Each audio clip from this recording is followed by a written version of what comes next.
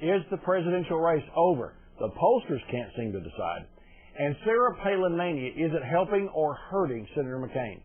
Joe Biden raises the test issue, good or bad for Senator Obama. And the OSU T. Boone Pickens hedge fund losses. Just whose business is it anyway? And we've been telling you what would happen. The 2 corporation commission races blow up. We'll go unscripted and analyze the fallout right now on News 9's Your Vote Counts. Well, the presidential polls are all over the place. I don't know if you laugh about them as much as I do because, first off, we don't have a national election. We have a state-by-state election, okay? Because of the Electoral College. Because of the Electoral College. So those don't, the statewide, I mean, the national doesn't really matter. We could be talking about, you know, the sky or something. The point is that some of the national polls show a tightening. Barack Obama's headed to Hawaii, and even though he's been leading, do you think they've gotten just a little bit too confident? Well, I don't know. I haven't spoken to anybody inside the Obama campaign, but I do sense a bit of laxing off the accelerator. They should be going for the jugular, and they're a little softer on the edges right now. Apparently, Obama's going to Hawaii. I disagree with that. You can complain all you want about family comes first. It's the presidency of the United States. Hopefully, Grandma can hang in there for a little bit, and that won't be an issue. These guys are laughing. No, they should be laughing, seriously. But polls, that's bad. Come on. But polls are accurate to the extent of this much. Most voters in years past have been people that have homes and hardwire homes because young people in the past haven't voted. So polling young people really didn't matter. Now with cell phones and people being as sophisticated with computers and everything, getting a hold of those new registered voters are difficult to do. I believe polls are accurate. I think the polls now are underestimating how much Obama's going to win by. The other side's going to say something different. But I trust them, and in the states that count, they've been accurate all the way through, so I think you're going to see Obama win by 6 to 7 points. I got a new slogan for the Obama campaign. Hang in there, Granny. I'm so sorry. You guys, I apologize for that one. Okay.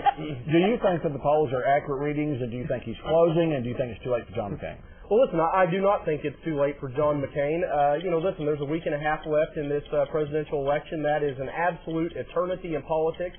Anything can happen. I suspect that the polls will close substantially between now and Election Day. I do agree with Richard's observation as it relates to some of the problems that are kind of inherent in polling, particularly with regard to new registrants. In younger people. But listen, Richard, I disagree with your observation about the grandma thing. The polls show Obama's ahead. He needs to go take care of some family considerations. Remember, this is the grandma, guys, the white grandma that he threw under the bus earlier this year. Richard, he's got a lot of apologizing to do. She's a tough lady. She's from Kansas, I'm sure. She'll be okay. I'll bet she will. She'll be fine. I disagree with him going to Hawaii. But we have, there has been Palin mania, and when Sarah Palin was chosen as a VP, John McCain rocketed up the charge there. But now this last week's not been a good one for the Palin campaign because they've been talking about things like travel and clothes and whatnot. And News 9 did a focus group last night. You saw it on the 10 o'clock news. Here's a little bite from one of the participants in that focus group about Sarah Palin. What was your reaction when Sarah Palin was announced as the Republican Party's vice presidential nominee? She winked at the audience in her debate. I don't think a male would ever think to do that. Why did she do that? Those don't qualify as a vice president or a president. I can be kind of ditzy sometimes, and I can be flirty, but I'm very intelligent, and I have the background to prove it. Well, I remember one president who might look at the camera and wink a little bit. but all right, these are some women. Now, there are people out there who are very divided on Sarah Palin. Do you think overall that she's really helped this ticket? Listen, I think Sarah Palin is a fantastic pick for vice president. If there's any doubt about that, just look at the bounce that John McCain received in the polls after he named her, and in particular after she gave her nominating speech at the convention. I mean, it was absolutely enormous. She consolidated the conservative Republican base solidly behind John McCain, and that was a group of people that he had tremendous problems with.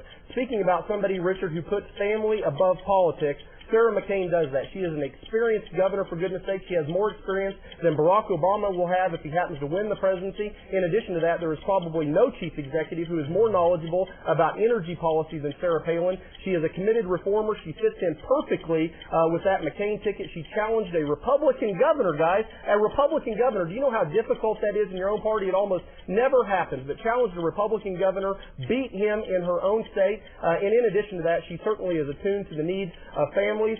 She is an ordinary person, an average person. At least she identifies with us. That's what makes her popular, guys. Well, you can see the base is fired up. The question is, you know what? I think my good friend over here, Representative Terrell, could probably sell ice to Eskimos up in Alaska. That's how much he believes in that rubbish that he was just espousing. Sarah Palin is a joke. She was the most popular she was in the first hour. Says, who is this lady? She came out and gave a great written speech at the Republican National Convention.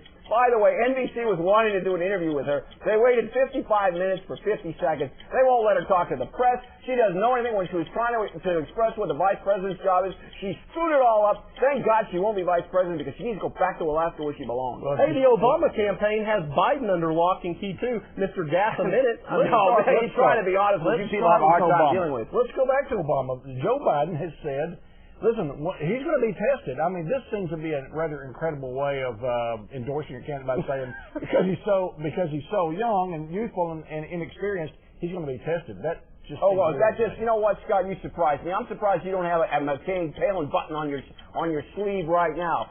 He was just saying that when the new administration comes in, whether it's Obama or McCain, somebody out there is going to test anybody that's the new president.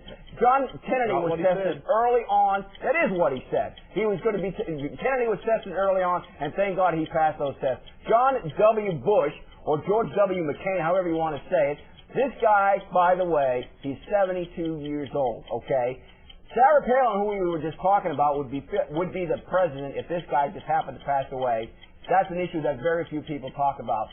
Biden has been in the Senate for over 30 years dealing with foreign policy issues. However you two guys want to spin it, the fact of the matter is that Sarah Palin is not capable of being a vice president. Biden was being honest, and we all know, whether you guys want to admit it or not, that if Obama wasn't there, you would be comfortable with Joe Biden as a vice president. I think we got Richard fired up a little bit. Let me just tell you. Let me give you some history, okay?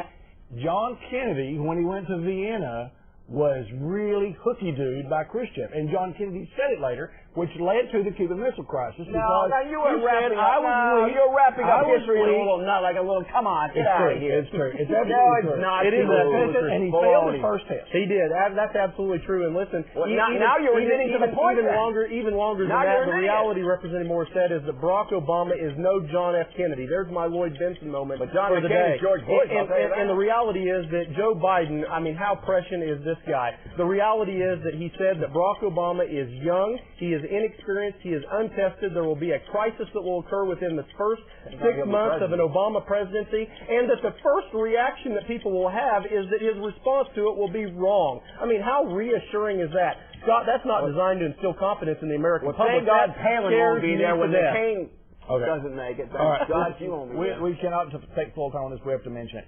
There's controversy brewing about the OSU hedge fund, the T. Boone Pickens hedge fund. People are saying, hey, they're really not explaining to us what's going on, how big the losses are. Is this going to be a big, real quick answer, is this going to be a big issue coming up in the next few weeks? Well, listen, it's certainly something, I don't know how big it's going to be in the next few weeks, but it's certainly something that the legislature needs to look into. It was an issue that was first raised on this program, that after the investments that Boone Pickens had promised OSU, but wanted to keep in his hedge fund went south, almost all of them were lost. The problem is that there's matching funds. We're from the state. And the reality is that we're matching money that now is no longer there. This is an issue that the legislature needs to look into. Real quick. Real quick, it's the same thing that's going on Wall Street. All this secrecy, nobody knows what's going on. Why doesn't OSU come out and be truthful and tell us what's going on instead of all this behind-the-scenes stuff? Okay, so it's going to be a big story down the road. Yeah, absolutely. I think it is, too. Back with the unscripted. We'll take a look at the Corporation Commission races. Got quite hot this week.